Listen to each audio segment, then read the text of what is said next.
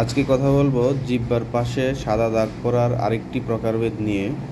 জিহ্বার পাশে অথবা ঠোঁটের ভিতরের অংশে যদি সাদা কোনো দাগ পড়ে অথবা স্পট পড়ে বা ঠসা পড়ে, এটি যদি হঠাৎ করেই হয় এবং ব্যথা করে, জ্বালা পোড়া করে এবং নরম কোনো কিছু দিয়ে ঘষা দিলে যদি ফেটে যায়, আবরণটা উঠে যায়, তাহলে এটা নর্মাল ফাঙ্গাল ইনফেকশান। এটা সাধারণত অ্যান্টিফাঙ্গাল দিয়ে চিকিৎসা করলে কয়েকদিনের মধ্যে ঠিক হয়ে যাবে।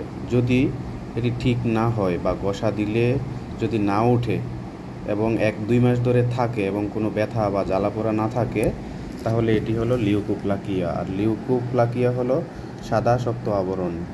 তো এটি এটি যদি হয় তখন একটু সতর্ক হতে হবে এবং ডাক্তারি পরামর্শ নিতে হবে, কারণ এই লিউকোপ্লাকিয়ার 1% ক্ষেত্রে এটি ক্যান্সারে পরিণত হতে পারে। আর এই ক্যান্সারের নাম হলো স্কোয়ামাস সেল কার্সিনোমা। আর যারা স্মোকিং করে তাদের ক্ষেত্রে এটি বেশি হয়।